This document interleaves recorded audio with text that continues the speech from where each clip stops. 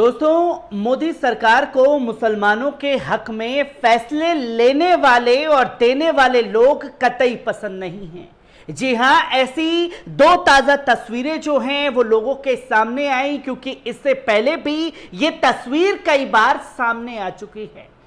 आपको याद होगा बरेली में किस तरीके से कांवड़ियों ने आतंक मचाया और उस आतंक को रोकने के लिए एसएसपी मनोज प्रभाकर ने बड़ा कदम उठाया तो उनका ट्रांसफर कर दिया जाता है। और एसएसपी की वजह से किस तरीके से बरेली में बड़ा हादसा होने से टल गया, यह तस्वीर भी देश की जनता के सामने है। और ठीक यही तस्वीर जो है वो नू मेवात हिंसा के दौरान भी सामने आ रही है, जहां नू मेवात हिंसा में मुसलमानों पर ही हमले हुए, मुसलमानों की ही मस्जिद को जलाया गया, कुरान शरीफ की बेहुरमती की गई, उन्हीं के घर पर पत्थर फेंके गए, उन्हीं पर गोलियां भी बरसाई गई और उन्हीं लोगों के घरों पर बुलडोजर चलाया जा रहा था। वो तो शुक्र है कि हाईकोर्ट ने तुरंत इस पर संज्ञान लेते हुए जो मनमाना रवैया हरियाणा सरकार का चल रहा था उस पर रोक लगाने का काम कर दिया। और जो दो जजों ने ये फैसला सुनाया तो ये हुकूमत को नागवार गुजरा है, और जब हुकूमत को नागवार गुजरा है तो उनके ऊपर भी गाज गिरा दी गई है, जिसकी तस्वीर लोगों के सामने आई है कि कैसे मुसलमानों के हक में कोई फैसला सुनाया जा सकता है। ये फैसले लेने का अधिकार तो जजों को है ही नहीं। हम जो फैसला बताएंगे आपको बस वही फैसला लेना है। और इसी के चलते नू मेवात हिंसा में बुलडोजर एक्शन पर रोक लगाने वाले जजों के ऊपर जो है गाज गिराई गई है। आपको बता दें कि पंजाब और हरियाणा हाईकोर्ट की एक बेंच ने 7 अगस्त को नू और गुरुग्राम में हुई हिंसा पर संज्ञान लिया था। कोर्ट ने हिंसा के बाद नू में लोगों के घरों पर की जा रही बुलडोजर कार्रवाई पर सवाल किया था और रोक लगा दी थी। साथ ही कोर्ट ने हरियाणा सरकार से सवाल किया था कि क्या राज्य जातीय संघार करने की कोशिश कर रहा है।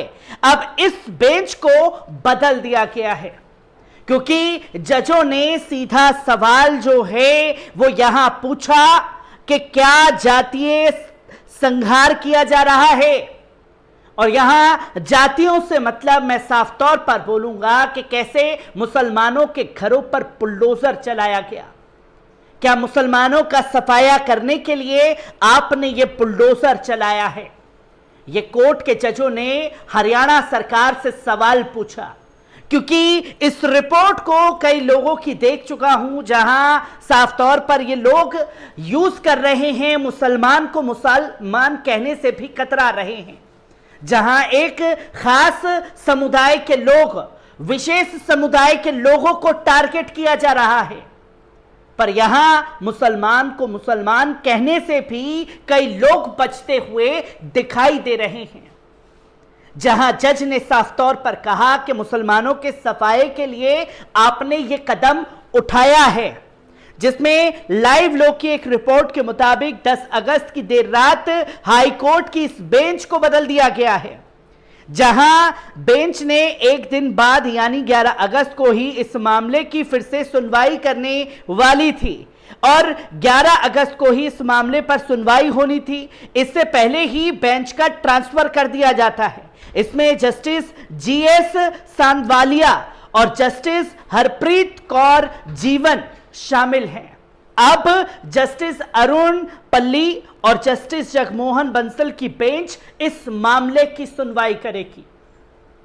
यह सवाल हुकूमत से पूछा जाना चाहिए कि आखिरकार किस बात का आपको डर था कि कोई जज अगर यह सवाल पूछ रहा है कि मुसलमानों के सफाई के लिए क्या यह बुलडोजर कार्रवाई की गई है, तो नू मेवात हिंसा में जो है, जो तमाम चीजें के गड़बड़ झाले आपके लोगों द्वारा किए गए हैं, उस पर कहीं ना कहीं लोगों के सामने वो तस्वीर आ जाती। और ऐसी क्या आपत्ति आन पड़ी कि जब 11 अगस्त को सुनवाई होनी है तो आपको 10 अगस्त को ही उन्हें रातों रात बेंच से हटाना पड़ा कि ये जज इसकी सुनवाई ना करे। कई अहम सवाल जो हैं वो खड़े होते हैं, जहां इसी तरीके से भाजपा सरकार की मनमानी चल रही है। जस्टिस जीएस सांवलिया और जस्टिस हरप्रीत कौर जीवन की बेंच ने हरियाणा सरकार से पूछा था कि जिन इमारतों पर बुलडोजर चलाया जा रहा है, क्या वो किसी एक खास समुदाय के लोगों की है, क्या वो मुसलमानों की है, क्या सरकार कानून व्यवस्था की आड़ में ऐसा कर सकती है? आपके पास सबूत है? क्या कानून में कहीं यह लिखा हुआ है कि कोई अपराधी है तो जाओ दलबल के साथ में उसके घर पर बुलडोजर चला दो? यह सवाल जो है खास तौर पर जज ने पूछा और इसी सवाल की वजह से उन्हें रातों रात हटा दिया जाता है। इसी पर नोटिस हरियाणा सरकार को जारी किया गया था। कोर्ट ने इसे जारी करते हुए अपने आदेशों में कहा था, मुद्दा यह भी है कि क्या कानून व्यवस्था की आड़ में किसी एक खास समुदाय की इमारतों पर बुलडोजर चलाया जा सकता है, और क्या राज्य सरकार जातीय संघार की कोशिश कर रहा है? क्या मुसलमानों के सफाए की आप लोगों द्वारा कोशिश की जा रही है? अपने फैसले में यह बात जजों ने साफ तौर पर कही थी। जातीय संघार को अंग्रेजी में एथनिक क्लिंचिंग कहा जाता है। इसका मतलब है कि किसी जगह से एक खास समुदाय का सफाया करने के लिए बल या धमकी का इस्तेमाल करना। अब सत्ता भी आपकी, पावर भी आपकी, पुलिस प्रशासन भी आपका, बुलडोजर कार्रवाई भी आपकी और दंगे करने वाले लोग भी आपके।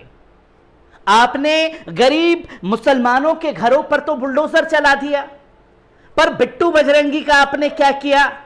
आपने खासतौर पर मोनू मानेसर जैसे दंगाइयों का क्या किया? और उन तमाम गौरक्षक दल के लोग जो लगातार नफरत फैला रहे हैं, उनके घर पर क्या कार्रवाई आपके द्वारा की गई? ये अहम सवाल भी जज ने खासतौर पर पूछे थे, जिसका साफ तौर पर यह कहा गया, इसमें उन्होंने कहा कि राज्य सांप्रदायिक हिंसा की जांच कर रही है और बुलडोजर इलाज का हिस्सा है। जहां सरकार की तरफ से यह कहा गया कि बुलडोजर जो है इस इलाज का हिस्सा है ताकि दंगाइयों की कमर तोड़ी जा सके।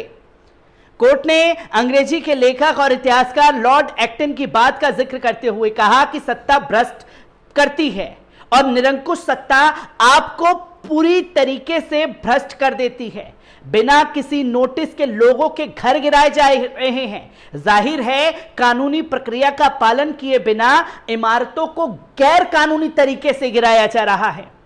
कोर्ट ने हरियाणा सरकार के हलफनामा दायर करने का आदेश दिया था। इसमें उन्होंने बताया कि गुरुग्राम में पिछले 2 हफ्तों में उन्होंने कितनी इमारतें गिराई हैं, जिसके बाद तस्वीर देश की जनता के सामने है कि कैसे मुसलमानों के हक में कोई फैसला जज ने लिया और तुरंत उसके ऊपर गाज गिरा करके ये एक संदेश दे दिया कि साहब, मुसलमानों के हक में तो आप कोई फैसला ले ही नहीं सकते और ना ही हमें मुसलमानों के फैसले को लेकर के कुछ सुना सकते हैं। किस तरीके से सत्ता का, पावर का गलत इस्तेमाल किया जा रहा है, वो तस्वीर भी देश की जनता के सामने है। क्योंकि अब शब्द नहीं है कि क्या कुछ इस पर कहा जाए, क्या कुछ लिखा जाए। हर एक तस्वीर आपके साथ साझा करता रहूंगा। दीजिए इजाजत, शुक्रिया।